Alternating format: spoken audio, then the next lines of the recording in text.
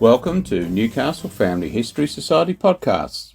The Newcastle Family History Society, located on Awabakal land in Newcastle, New South Wales, Australia, provides support for those interested in family history.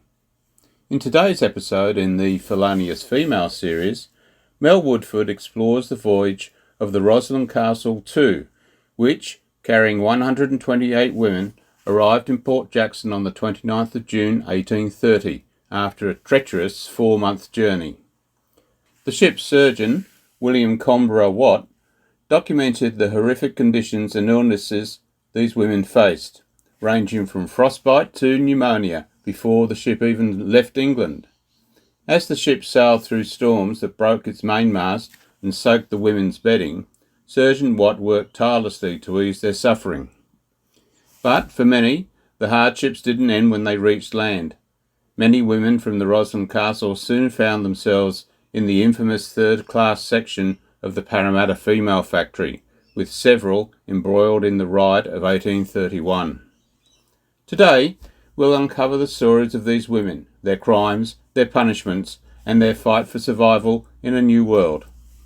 From the riot at the female factory to their lives in the colony, these women left a lasting legacy, with descendants still living in Australia today. Stay tuned as we bring their stories back to life. The Roslin Castle was one of 3 ships bringing female convicts to New South Wales in the year 1830. Just over 440 female convicts arrived that year. This ship made 5 voyages between 1828 and 1836. Not all were destined for New South Wales, and not all carried female convicts. The second journey of this ship arrived in Port Jackson on the 29th of June 1830, after 118 days, a little over 4 months, having left the Downs in southeastern England with 128 female prisoners on the 3rd of March. The ship's master was Henry Ferguson, and the surgeon William Comborough Watt, a 35-year-old Scot who was making his second voyage to New South Wales with female convicts. Surgeon Watt kept a journal from the 12th of December 1829 until the 15th of July 1830. He wrote, "The first division of prisoners was embarked from Newgate on the 29th of January and was followed on successive days by the 2nd and 3rd from the same prison and the country, and the total number of females for transportation were on board by the 9th of February. In consequence of the severity of the weather, many of the Newgate prisoners were afflicted with catarrh when received. And many of the convicts from the country were also in a very pitiable condition when received, several of them having been conveyed upwards of 150 miles on the outside of coaches during the very inclement weather which prevailed in the latter end of January and February. And it was not without experiencing a feeling of disgust to the persons who had them in charge that I discovered that many of the poor wretches had been heavily ironed during the whole of their journey, and that in consequence several were afflicted with chilblains, and that one woman had both her feet practically frostbitten." Surgeon Watt appears to have been a kind man, with the well-being of his charges uppermost in his mind. He worked hard to improve the health of the women before the ship set sail and throughout the journey. His journal records the conditions and frequency of the illnesses he treated. He lists such ailments as catarrh, pneumonia, hepatitis, jaundice, syphilis, and a variety of fevers. The voyage was not without incident. Shipping intelligence on page 2 of the Sydney Gazette and New South Wales Advertiser of Thursday, 1st of July 1830, reports that the Roslin Castle lost her main mast and mizzen topmast in a sudden squall. Surgeon Watt also reports that the women's bedding was almost constantly wet due to the leaky state of the vessel. On one occasion, the ship broached to one side, forcing a vast amount of water into the prison and causing considerable panic amongst the women. A further incident saw a hatchway lamp burst, almost causing the ship to catch on fire. Surgeon Watt recognised the effect that such frightening incidents had upon the female convicts and did his best to provide commiserations for their sufferings, remaining with them in their prison on all occasions of danger, and keeping them actively employed in administering to their own comforts by cleaning and drying the prison deck and bed places, and the adoption of the same system of police regulations which I found so conducive to health and good order in the last ship, which had the happy effect of soothing their fears. I had the satisfaction of landing all the prisoners at Sydney on the 10th of July, with one exception, in the most vigorous state of health and spirits. That one exception was a woman who required some weeks of hospitalisation. Although the surgeon paints a somewhat rosy picture of the discipline aboard the Roslin Castle, we know that many of these women fell foul of the system fairly soon, and many participated in the Parramatta female factory riot of the 3rd of February 1831. Things began innocently enough, with a government notice which appeared on page 1 of the Sydney Gazette of Thursday the 1st of July, inviting families in want of female servants to apply for English prisoners recently arrived from London on board the Roslin Castle. Applications were required within the week, on or before Thursday, the 8th day of July. Printed forms for the purpose could be obtained from the office of the Principal Superintendent of Convicts.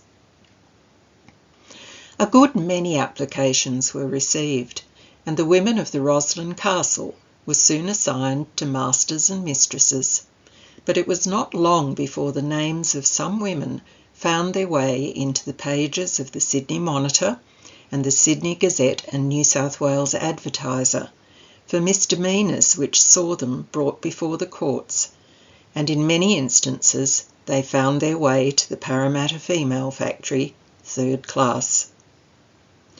The Police Incidents Report on page 3 of the Sydney Gazette of the 31st of August 1830 provides us with a picture of the situation.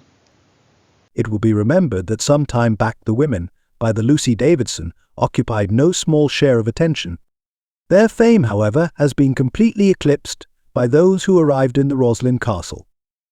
A great number are already in the factory, while several others have been suffered to return to their services with an admonition from an idea that, being newcomers, they were ignorant of the existing regulations for the preservation of good order among that class of our community. One of these troublesome characters, named Margaret O'Brien, appeared on Friday at the bar for being repeatedly drunk and insolent and universally neglectful of her duty. On a recent occasion, Margaret modestly told her mistress that if she would allow her a glass of rum every day and 2 glasses on washing days, she would work like a Briton. But if not, she'd be damned if they should get any good out of her, and in pursuance of this becoming resolution, she yesterday threw up her work altogether, and sticking her arms akimbo, declared she wouldn't work another stitch. Under these circumstances, her master had no resource but to bring her before the bench, and stated his wish to return her to government. It was therefore ordered by the magistrate that as Margaret did not appear to understand the nature of the colony, she shall serve an apprenticeship of 3 months in the 3rd class of the factory, that she may learn how to behave as an assigned servant for the future. The Parramatta Female Factory had 3 distinct classes of women. First class was for women who were awaiting assignment or reassignment, and for those eligible for marriage. These women were employed spinning and weaving cloth, straw plaiting for hats and baskets, and sewing. The previous podcast in this series discusses some of the items they made. Second class was for those with children. those who were pregnant, ill, or unable to work. Women and their children were generally separated when the child was 3 years old, and children were sent to an orphanage. Third class was for punishment. Those who had been sentenced in the colony for an offence were sent here for hard labour, which could include such activities as picking oakum, which meant picking apart old hemp rope mixed with tar so that it could be made into new rope. They were also employed breaking rocks, doing laundry for the colony, and chopping wood. It might also entail having your head shaved, solitary confinement, a bread and water diet, or wearing heavy irons. It was possible to move between classes depending on a woman's behaviour. As mentioned earlier, many of the Roslin Castle women found themselves in the third class section of the Parramatta Female Factory not long after their arrival in the colony. Joining other feisty female convicts there, it was not long until trouble began to brew.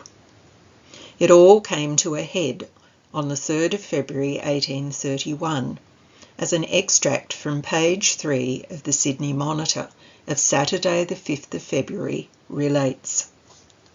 On Thursday last, the women confined in the third class, instead of attending to their usual occupation of wheeling and breaking stones, set about breaking through the strong walls, with a view, no doubt, of effecting an escape from their vigilant overseers and taskmasters.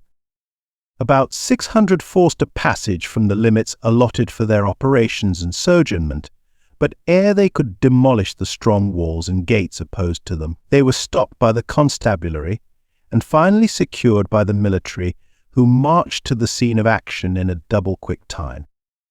Mrs. Gordon was not the object of resentment as reported, but an overseer who is reported to be very strict in the discharge of her duty. This dame was seized and had her hair either shaved or closely cropped. The chief of the insurgents was heard to say that if they got to Sydney they would shave the heads of the governor and his mob.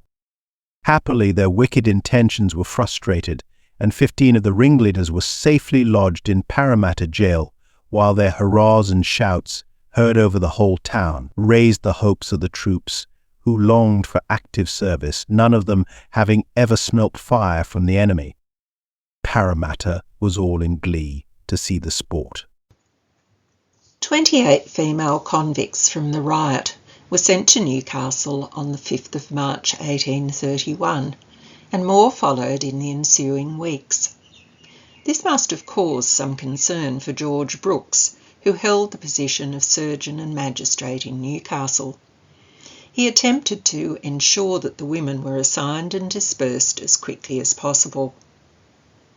Of those who were sent to Newcastle on that date, the following female convicts had arrived in the colony aboard the Roslin Castle too. Susan Scarborough, who was a woman in her early 20s from Middlesex, and had been tried at the Old Bailey on the 3rd of December 1829, and convicted of having stolen clothing from one Andrew Brown, a sailor, who accompanied her back to a dwelling whilst drunk. He woke the next morning to find his jacket, waistcoat, trousers, hat, shoes, handkerchief and braces all missing. Scarborough was sentenced to 7 years transportation. We find Susan on the surgeon's sick list, suffering from catarrh during the voyage. Upon arrival, Susan had been assigned to a Mr. Harvey in Parramatta, but was sentenced to 6 weeks at the Parramatta Female Factory for threatening her mistress after being absent without leave and returning intoxicated on the 17th of August 1830. She found herself in Newcastle on the 5th of March the following year for her part in the February riot. A colonial sentence of 3 years had been handed down. In early October, she was assigned to Mr. Pilcher of Maitland. In January 1832, an application to marry James Selsby was refused, as Susan had earlier stated she was married back in England. A further application was made in early May, and this time permission was granted and the couple wed. Susan found herself back in Newcastle jail on many occasions between 1831 and 1837. She received her certificate of freedom on the 20th of February 1837. Elizabeth James, a native of Glamorganshire in Wales, was convicted of larceny, the theft of money, at Glamorgan Quarter Sessions on the 20th of October 1829. She was sentenced to 7 years' transportation. Elizabeth was involved in the riot at the Parramatta Female Factory in February 1831, and she received a colonial sentence of 3 years to Newcastle. She was assigned to Alexander Philp, publican and baker of Newcastle, on the 24th of August. An application to marry William Barton was refused in March 1832, as Barton was already married. A further application to marry Alexander Clayton in May 1832 was granted by the Reverend Wilton, and the two wed. Elizabeth absconded later that year. In 1837 we find her assigned to C. Falterin in Port Macquarie. Elizabeth's certificate of freedom is dated the 1st of May 1854. Mary Ann Priestley was another of the Roslin Castle women to be sent to Newcastle on the 5th of March 1831, following the riot. A single servant girl in her early 20s from London, Mary Ann had been convicted of stealing money on the 24th of October 1829 and sentenced to 7 years' transportation. She was initially assigned to the Reverend R. Campbell, but made her way to the Parramatta Female Factory in time to be present at the 1831 riot of Thursday the 3rd of February. A handwritten entry alongside her name in the jail entry and description books describes Mary Ann and the other women involved as having a very riotous character. Mary Ann, or Maria as we often see her referred to, was assigned to Colonel Dumarick in August 1831. In late November, permission to marry Daniel Henry, who had arrived aboard the Countess of Harcourt in 1828, was sought, and the two wed. We also find mention of Mary Ann having been assigned to William Dumarick at Invermain in 1837. On the 6th of January 1844, Mary Ann received her certificate of freedom. Daniel and Mary Ann went on to have a long marriage and many children. Both passed away at Wollombi in the Hunter Valley. Mary Sears was a single housemaid and button maker from London. She was convicted of stealing money on the 10th of September 1829 at the Old Bailey and sentenced to 7 years' transportation. Mary was originally assigned to William Cove in Parramatta on arrival, but by early February 1831 she was a third-class prisoner at the Parramatta Female Factory, where she was involved in the riot and sentenced to 3 years at Newcastle. Like Mary Ann Priestley, Mary Sears was assigned to Colonel Dumarick. It was here that she met Samuel Ellis, who had arrived on the Hindostan in 1821. The couple married in 1832, and Mary received her ticket of leave for the district of Invermain, near Scone, in March of 1836. Mary Ann Reed, shoebinder, needleworker and housemaid from Folkestone, Kent, was convicted of pickpocketing a watch and sentenced to transportation for life at the Old Bailey on the 29th of October 1829. Mary Ann, aged 19, features twice on Surgeon Watt's sick list during the journey aboard the Roslin Castle too. Upon arrival, she was assigned to S. Bate in Pitt Street, Sydney. Mary Ann found her way to the Parramatta Female Factory as she was in the third class at the time of the 1831 riot in early February. For her part in it, she was given a colonial sentence of 3 years at Newcastle and arrived with the first intake of prisoners at the jail on the 5th of March. She was assigned to Francis Beattie, the jailkeeper, who had himself been a convict and who had received a colonial sentence to Newcastle at an earlier date. Mary Ann received her ticket of leave for the Maitland district in March 1842, and an application to marry George Matthews, per mermaid, was approved in May 1844 in the Parramatta district. However, no record exists to suggest they ever married. Mary Ann's ticket of leave was changed to Parramatta at the end of July 1846, and she received a conditional pardon on the 2nd of February 1852. Jane Waters, 16, of Bristol, was sentenced at the Old Bailey on the 29th of October 1829 and convicted of theft of a £2 loaf of bread worth 4pence from a baker's shop in the Barbican, London. This shop was run by Mrs. Thurston for her husband Daniel. Jane had taken the loaf from Mrs. Thurston's young daughter, Margaret, and left the shop without paying for it. Constable James Noyes took her in charge, stating at her trial that her conduct in the watch house was most gross and scandalous, and her language dreadful.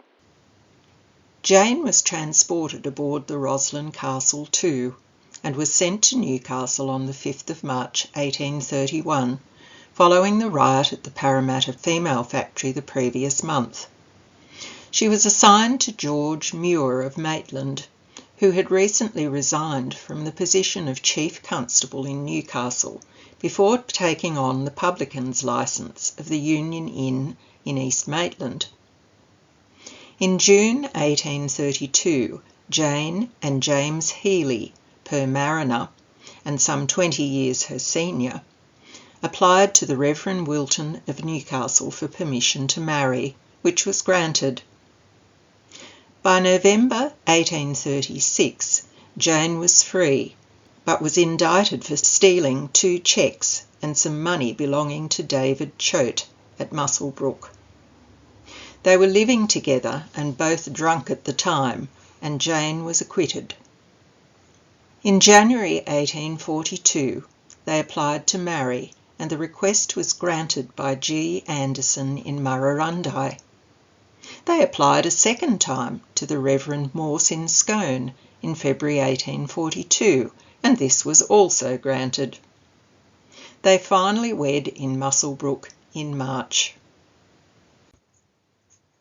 Rebecca Markham, 17 and a silkweaver from London, was convicted at the Old Bailey on the 3rd of December 1829 of having stolen 20 yards of cotton worth 10 shillings, the property of James Brown, linen draper of High Street, Shadwell, on the 3rd of November in the company of Maria Beavis, also 17.